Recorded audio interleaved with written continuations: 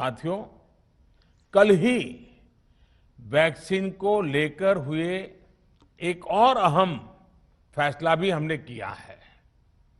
1 मई के बाद से 18 वर्ष के ऊपर के किसी भी व्यक्ति को वैक्सीनेट किया जा सकेगा।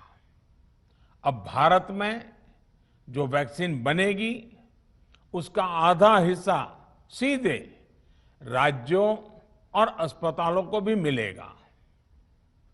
इस बीच गरीबों, बुजुर्गों, निम्न मध्यम वर्ग के लोग 45 वर्ष की आयु के ऊपर के व्यक्तियों के लिए केंद्र सरकार का जो वैक्सीन कार्यक्रम चल रहा है वो भी उतनी ही तेजी से जारी रहेगा।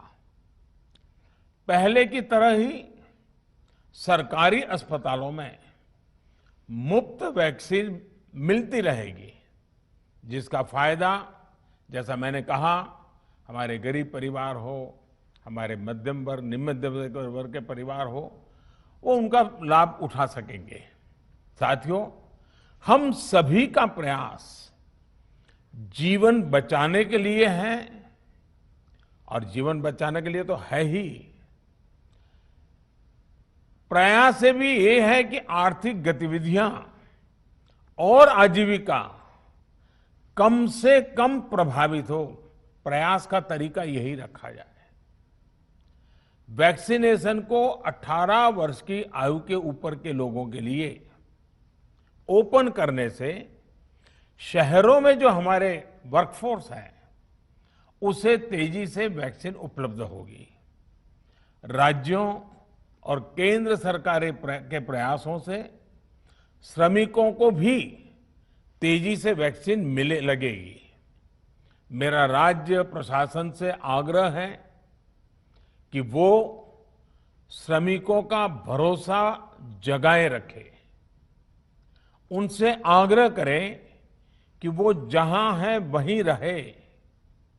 राज्यों द्वारा दिया गया ये भरोसा उनकी बहुत मदद करेगा कि वो जिस शहर में हैं वहीं पर अगले कुछ दिनों में वैक्सीन भी लगेगी और उनका काम भी बंद नहीं होगा। साथियों, पिछली बार जो परिस्थितियां थी वो अभी से काफी भिन्न थी। तब हमारे पास इस वैश्विक महामारी से लड़ने के लिए कोरोना स्पेसिफिक मेडिकल इंफ्रास्ट्रक्चर नहीं था। आप याद करिए देश की क्या स्थिति थी। कोरोना टेस्टिंग के लिए पर्याप्त लैब नहीं, पीपीई का कोई प्रोडक्शन नहीं, हमारे पास इस बीमारी के ट्रीटमेंट के लिए कोई खास जानकारी भी नहीं। लेकिन बहुत ही कम समय में हमने इन चीजों में सुधार किया।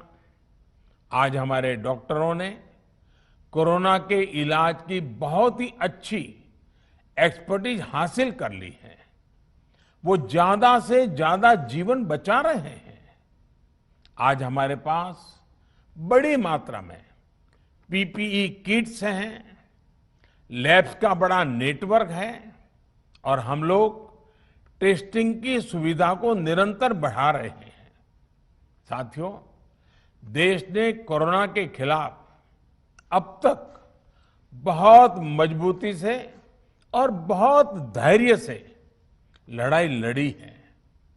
इसका श्रेय आप सभी को, सभी देशवासियों को ही जाता है।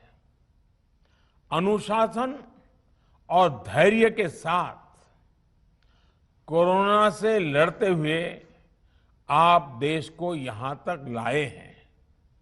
मुझे विश्वास है जन भागीदारी की ताकत से हम कोरोना के इस तूफान को भी परास्त कर पाएंगे। आज हम अपने चारों ओर देख रहे हैं कि कैसे कई लोग, कई सामाजिक संस्थाएं जरूरतमंदों तक मदद पहुंचाने में दिन रात जुटे हैं। दवाई पहुंचाना हो, खाने या रहने की व्यवस्था करनी हो, लोग पूरे मनोयोग के साथ काम कर रहे हैं। मैं इन सभी के सेवा भाव को आदरपूर्वक नमन करता हूं और देशवासियों से अपील करता हूं कि अधिक से अधिक मात्रा में इस संकट की घड़ी में देशवासी आगे आएं और जरूरतमंदों तक मदद पहुंचाएं। समाज के पुरुषार्थ और सेवा के संकल्प से ही हम ये लड़ाई जीत पाएंगे।